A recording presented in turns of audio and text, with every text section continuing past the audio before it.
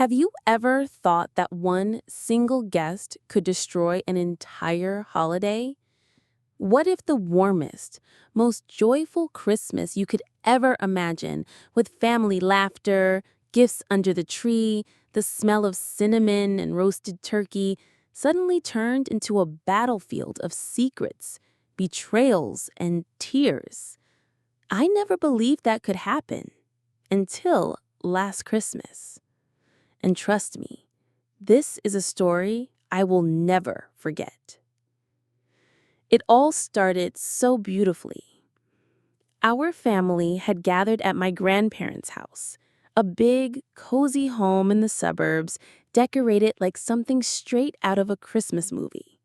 The snow outside made the windows glow with a magical light. The fireplace crackled, and everywhere you looked, there were little touches of love. Stockings hung above the mantel, garlands across the staircase, and a mountain of gifts waiting under the tree. Everyone was there. My parents, my grandparents, my aunts and uncles, and all the cousins. For once, it felt like nothing could ruin this evening. Smiles, hugs, and Merry Christmas echoed through the house. We sat around the table, sharing stories, laughing at silly jokes, and for a moment, it felt like we were the perfect family.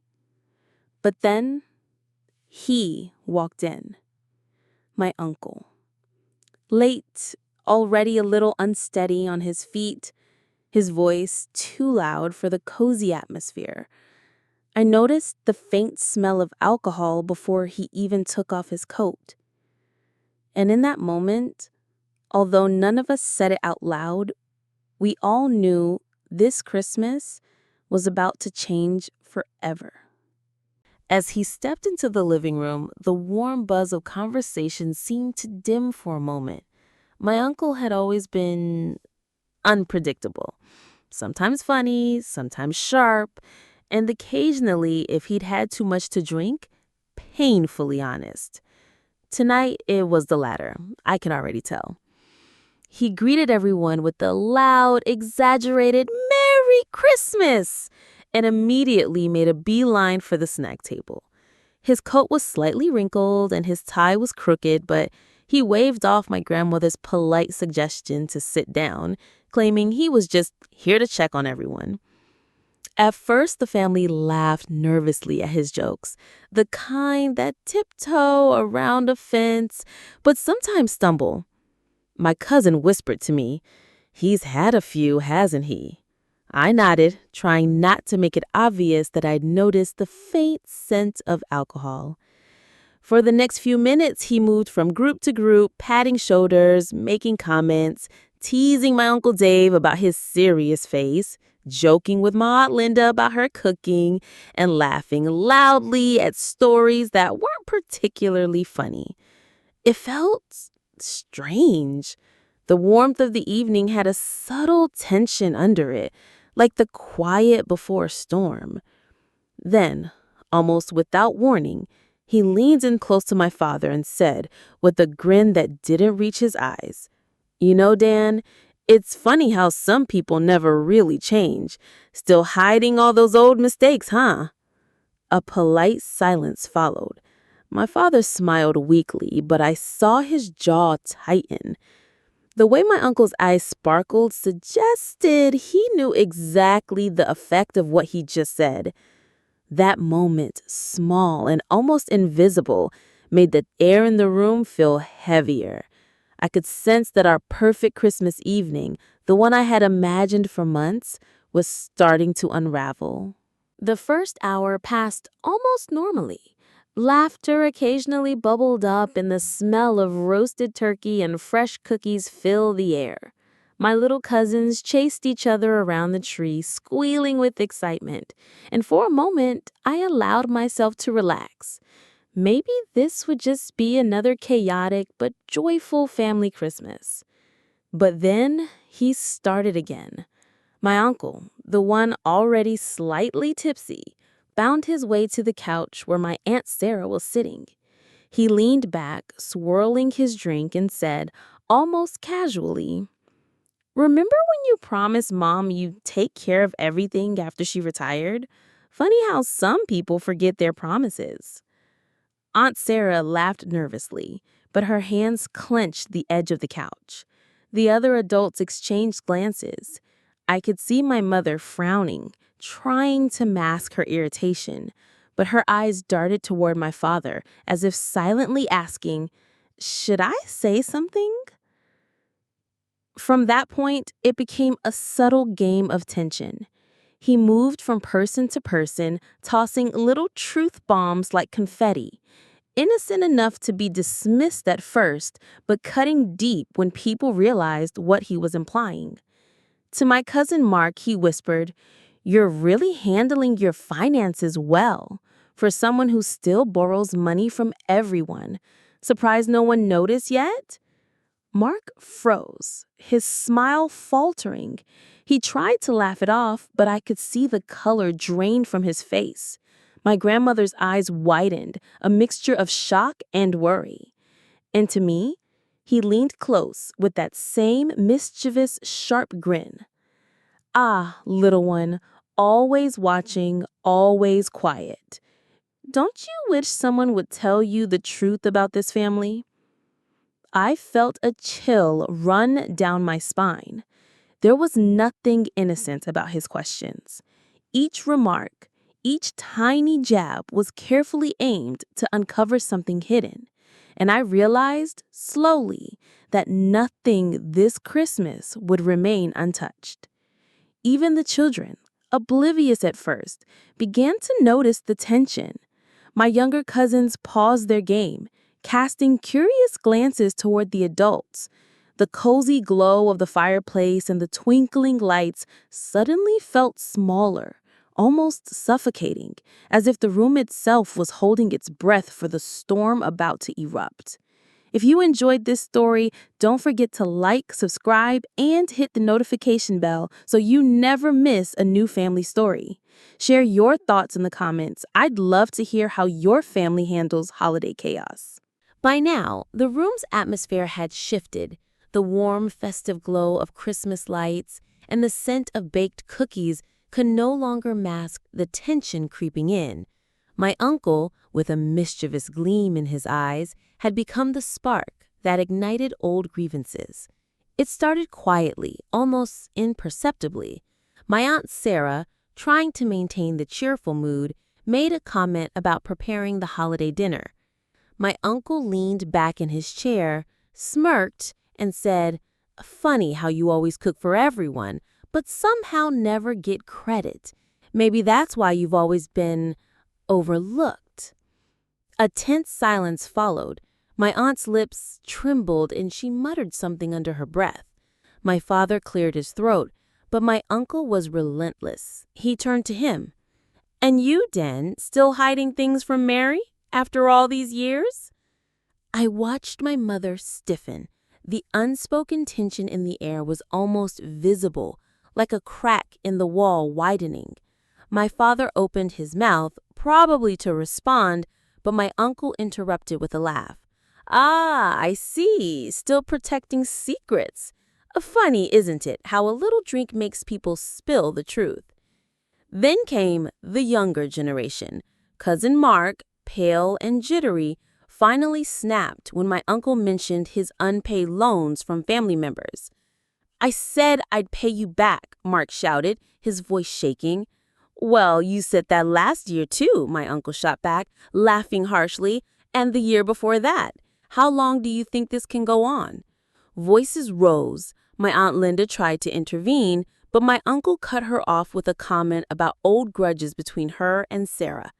My grandmother's eyes welled up with tears, while my grandfather put a hand on her shoulder, muttering something I couldn't hear. From my vantage point, sitting near the edge of the room, notebook in hand as I observed everything, I felt my heart race. Each insult, each reminder of past mistakes, each truth revealed was like adding kindling to a fire that could not be contained. It was no longer just jokes. This was war, the kind of war that tears at the invisible threads holding a family together, exposing all the hidden resentments, secrets and betrayals that had lain dormant for years. And I knew deep down that there was no turning back. Christmas, which had started as a celebration of love and unity, was rapidly becoming a battlefield. By now, the room felt smaller, heavier, as if the Christmas lights themselves were dimming under the weight of tension. My uncle, still smirking, had found his rhythm, not just provoking, but exposing the family's deepest secrets. First came the financial bomb. Cousin Mark, usually cheerful and easygoing, had been hiding serious debt from student loans. My uncle raised an eyebrow and said loudly enough for everyone to hear, "So, Mark, still pretending everything is fine? Funny how you ask mom and dad for money all the time while pretending to manage your own life." Mark turned pale, fumbling with his cup of eggnog. I, I don't, he stammered, but my uncle cut him off. "Don't lie. Everyone here knows you've borrowed hundreds and haven't told a soul. Your parents deserve the truth." Next, the room shifted to older grievances. My Aunt Sarah, who had always been considered the perfect daughter, felt the sting of a long-hidden resentment. "You remember how Mom used to favor Linda over me?" she snapped, glaring at her sister. My uncle leaned in, grinning. "Ah, yes, and all those years you held it in. Funny how some grudges last a lifetime." Even my father wasn't spared. My uncle suddenly mentioned a hidden affair from years ago, careful not to say names, but loud enough that everyone could sense it. My mother's hand went to her mouth, eyes wide with shock. "What are you implying?" she demanded. "Oh, just that some family secrets have a way of creeping out when you least expect it," he said, sipping his drink. Then came the harshest revelation of all, the betrayal that cut through everyone's hearts. My Aunt Linda, who had been quietly observing, stood up, tears welling in her eyes. "You think you know everything?" she shouted at my uncle. He laughed lightly. "I know more than you think. Like how some people thought they could hide infidelity from the family. And yet here we are." The words hung in the air. My mother gasped. My father's face turned red, and a heavy silence fell. I could feel the pulse of anger, fear, and disbelief radiating from every corner of the room. Even the children were affected. My little cousin, normally playful, clutched her favorite toy and whispered to me, "Why are they all yelling?" It was then that I realized the truth. Our family's perfect image, the one that had decorated our home like the perfect Christmas card, had been an illusion. Layer upon layer of secrets, financial lies, old resentments, betrayals, hidden debts, and forbidden relationships had been simmering beneath the surface for years. And tonight, with one uncle's reckless honesty, it was all coming to light. And I, sitting on the edge of the chaos, could only watch as the holiday I had anticipated with such excitement began to unravel before my eyes. The room erupted. What had started as whispered truths and careful jabs now became a full-blown argument, echoing off the walls of my grandparents' house. My uncle, still smirking, leaned back with a self-satisfied grin, clearly enjoying the chaos he had unleashed. My father stood, face red, fists clenched. "How dare you say that in front of everyone?" he shouted, pointing at my uncle. "Oh, don't be dramatic," my uncle replied, his voice loud and cutting. "I'm just reminding everyone of the reality they've been ignoring." My mother tried to intervene, her voice trembling. "Enough. This is supposed to be Christmas, not a courtroom."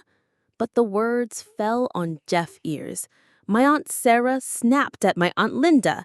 "You think you're perfect, always judging, always pretending nothing ever bothered you." Then Mark, finally breaking, shouted across the room, "I don't understand. I've been trying to fix my mistakes, but no one even listens." My uncle laughed harshly.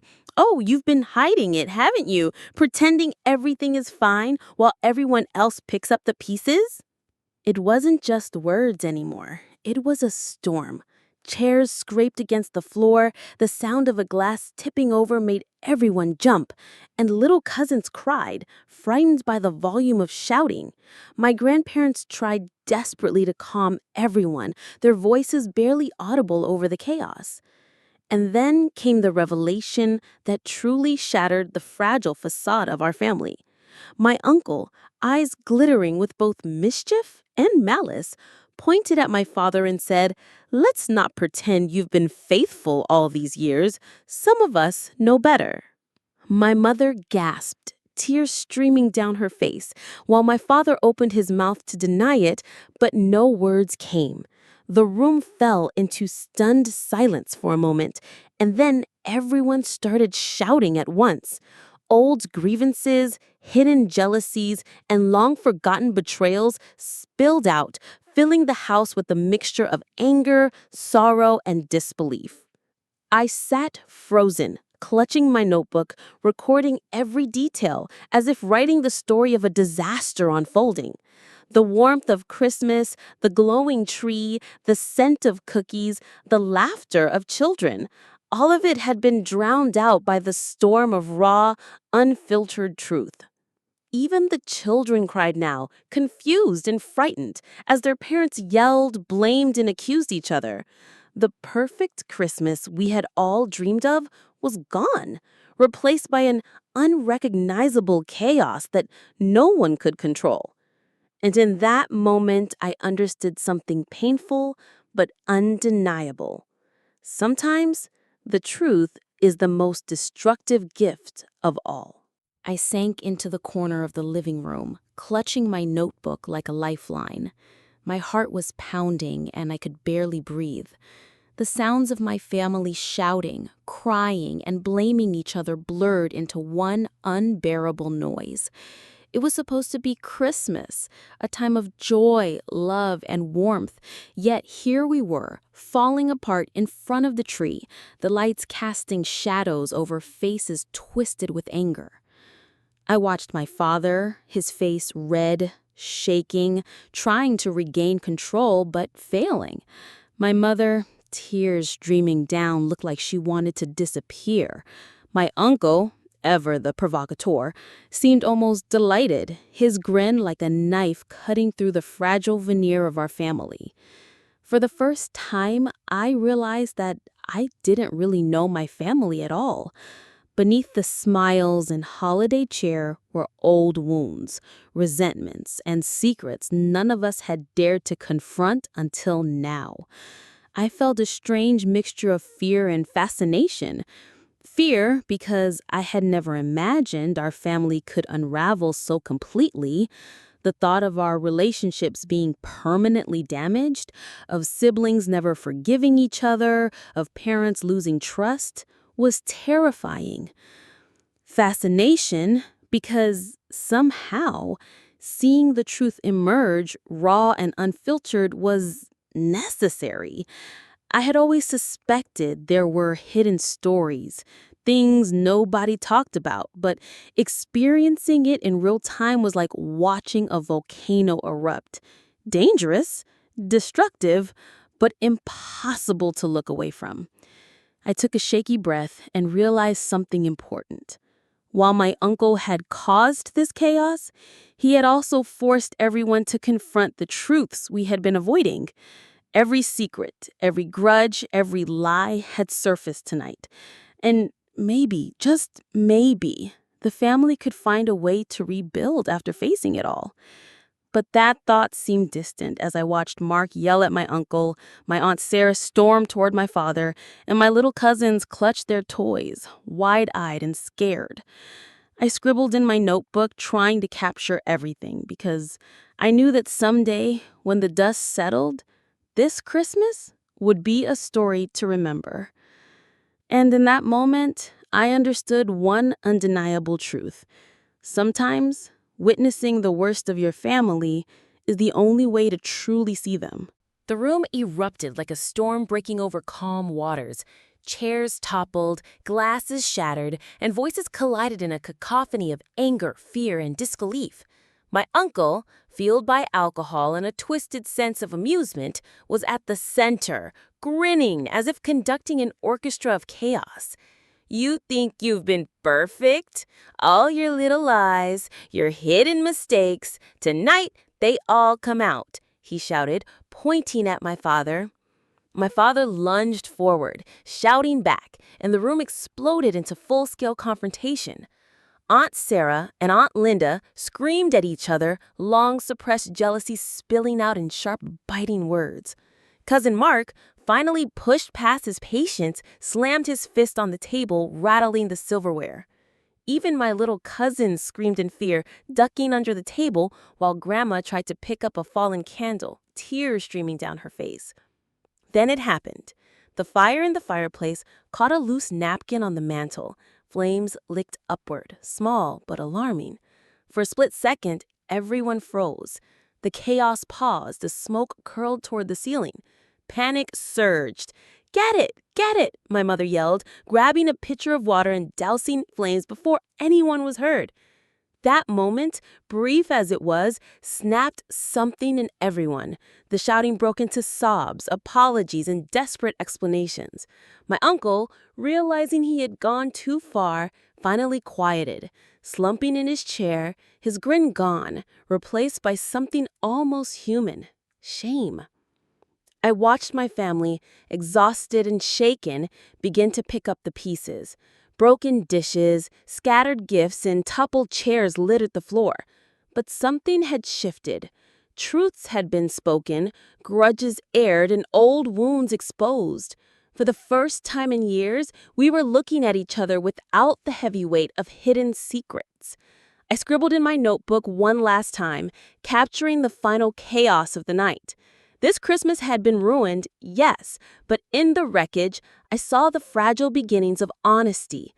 A storm had passed through our family, leaving a mess, but also, perhaps, a chance to rebuild. And as I finally looked up at the twisted, broken tree, twinkling faintly in the aftermath, I realized some gifts are never wrapped in paper, and some truths are never easy to hear, but sometimes they are the only gifts that matter. The house was quiet now, the storm of Christmas chaos having passed like a violent tide, leaving debris in its wake. Broken ornaments, toppled chairs, and scattered wrapping paper littered the floor. The fire crackled gently in the hearth, its warmth a small comfort after the night's turmoil.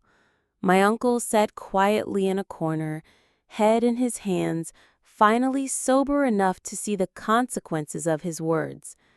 My father, still tense, ran a hand through his hair, and my mother hugged him tightly, whispering reassurances neither of them fully believed.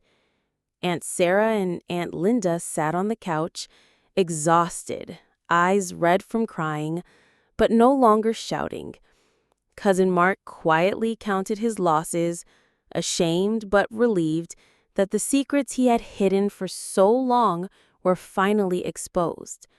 I, sitting on the edge of the chaos with my notebook in hand, took a deep breath. The little cousins peeked out from under the table, holding hands and looking around nervously. My grandmother sighed, smoothing the wrinkles from her apron, and my grandfather quietly went to check on the children, murmuring soothing words.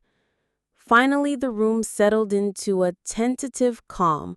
We were exhausted, bruised emotionally, if not physically, but we had survived the storm. I looked around at my family, at the mess and the tears, and realized that this Christmas, the one we had expected to be perfect, had given us something far more valuable: a reckoning. As I closed my notebook, I whispered to myself, some holidays are never what you expect. Some guests bring chaos. But maybe, just maybe, the chaos is exactly what we need to see the truth. And in the quiet that followed, I knew this night would be remembered for years, not for the gifts or the cookies or the glowing tree, but for the night our family finally faced itself.